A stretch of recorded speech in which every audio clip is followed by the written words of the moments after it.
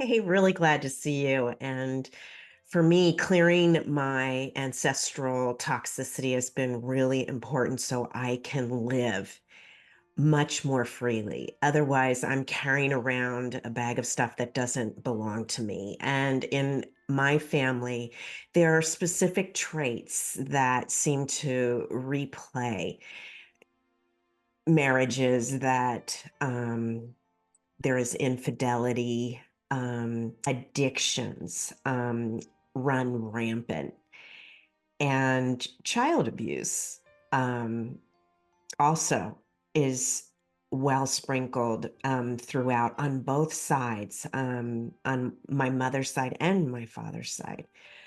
Um, and what I found is the red flags came up early for me, and I knew in childhood something was off. And then, as a fairly young adult, I could see that I was playing out infidelity in relationships, abuse within relationships, trickery, lies, and definitely addictions, particularly alcoholism and addiction with food, overeating, and exercise. So for me, I had to stop down. I knew if I continued on with these behaviors, these red flags popping up, that I was going to repeat the same scenario that I saw demonstrated in my ancestral line.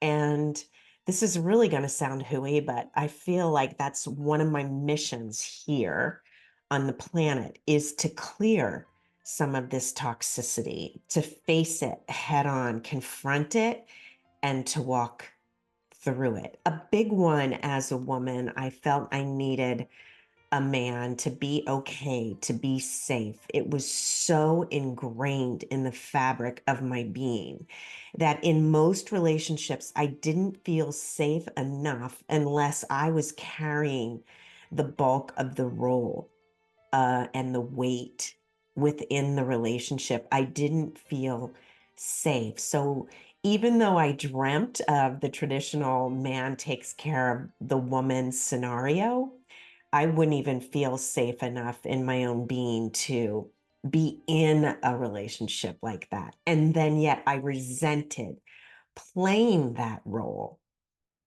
And it's one of the things that I've had to step up and really face and take a look at while I'm here. And it's also what I saw play out within my ancestry. There were more than a few women taking care of more than just the household. They were also, taking care of income and other things that traditionally fall elsewhere.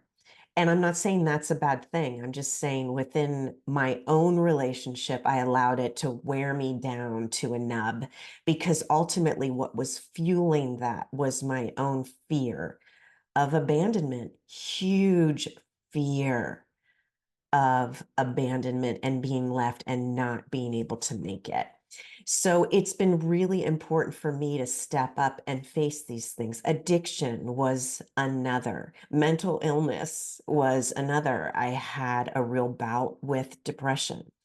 And I really had to learn about my own depression and understand how I can take care of self while I'm in that circumstance. And that's been a journey too. But walking through it, getting help, has led me to an incredible platform of freedom. And I'm hoping that it helps the others that may come after me. And I feel like it's part of my role here on Earth. And for those of you that are listening, you probably relate. You are probably full of light. You're probably one that held your family together. You were the peacemaker, the light being within what could be chaotic darkness. And I just want to applaud you for the role that you've played and to suggest it's now time to step up and to walk through all that ancestral craziness and release it and let it go because it no longer belongs. And we will free many by this work that we're doing because we are in it together.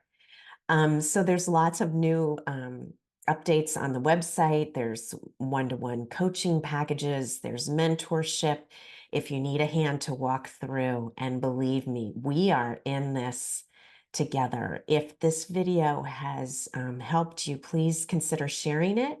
And if you like the content, subscribe. So I hope you're doing well. I look forward to our next video together.